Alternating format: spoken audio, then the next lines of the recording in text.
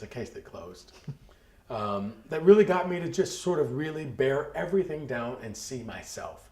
That's really what the work of the word Vipassana means, as it is.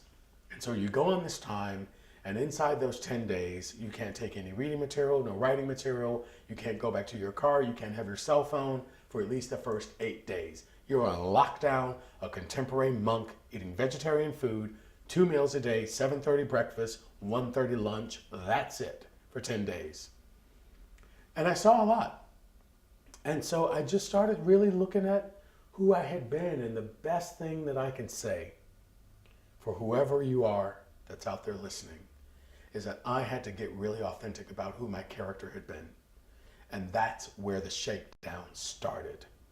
Not because I had been abused, not because my dad had been an alcoholic, none of that stuff, but it was because I chose to perceive and have a perspective about those things, which then layered back to a perspective about myself that was not my real God-given truth. And that's what I had to get back to. And so,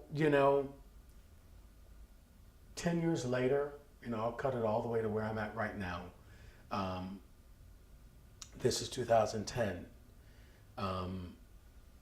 10 years ago is when I was homeless. It was October of 2000 that I had to move out. And, God is amazing, and the force inside of us is amazing.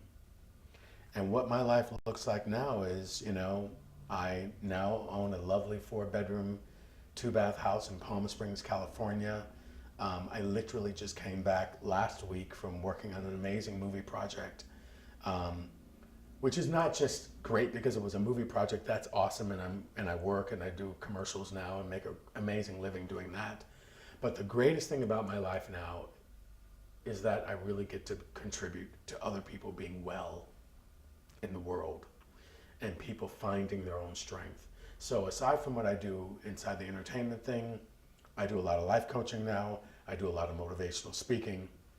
I had my first speaking engagement in Palm Springs at a church called the Interfaith Spiritual Center the day before I flew out to go to work on this film in Nebraska. While I was in Nebraska, I decide on my own day off on a Sunday to go to church just because that's what I do. I'm now a Christian. And no big deal. I'm just one other person in the congregation. Service is over. You walk through, you shake hands with the pastor. Female pastor's like, I saw you in the congregation. I just really felt your energy. I don't know what's going on with you, but I sense that you must have a really amazing testimony. I would love to have you come speak. I got invited, so I spoke at a Methodist church, which has now turned out to me being invited. We're in the works of making it happen. She wants to have me back for their annual conference, which happens in Lincoln, Nebraska, which would be amongst a bunch of other Methodist pastors. Now, I am actually ordained clergy as of about a year ago. Did my first wedding. It was amazing. But it's not my sector, is not the religious body. But she really thought that from what I spoke on in regards to motivational and getting people to be authentic, and I say that authenticity voice. I'm launching a brand new website right now. It's called Living Front and Center with Carlton. There are life coaching programs that I do inside of it. But what that living front and center that I also spoke about in Nebraska at the church is really about, it's a threefold. It's about getting real, about who our character is, or what our character has not been about, that doesn't nurture and support the dreams and visions that we have for ourselves. So there's a disconnect there.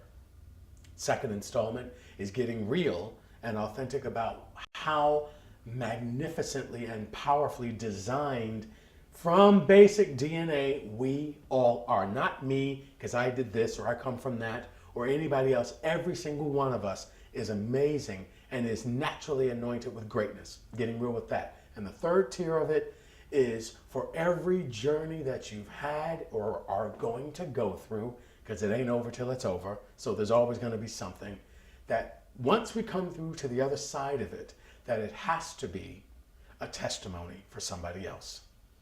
Because somebody is either coming up on it, is in the midst of it, or is hopefully trying to find their way out of it. And so that's what my work is right now. I love my work. I love what I'm getting to do creatively, and that's getting expanded. But my brand at this point is really having more capacities to ignite freedom, courage, and healing for people on a global level. And what I have become to be witness of is that as long as I stay focused on that and stay focused on what the substance of me is and what the substance of life is supposed to be about, so that as the coined phrase of "don't get it twisted" comes up and I really live from that space, then so many serendipitous, sort of divine things line up to support me to show up for this person, for that person, you know, to be invited to do this interview right now for whoever you are. It just, there's an alignment that comes. And so I'm really grateful. Nathan Prevoust, my buddy that invited me to do this, I thank you for being a solid man that cares about people enough to be on the call to invite people to speak their truth. And so I wish you well, whoever you are. You are amazing. There is amazingness inside of you. Just be a little bit more courageous. Pray for courage. Pray for clarity so you can find it and you can wake up to it, because there will be a dawning of a really beautiful and exciting life, no matter what you're in or no matter what you're coming through, that is destined for you to have. I am testament to it, and that is no joke. I am not speaking from the side of my neck. I love you, and I wish you well. God bless.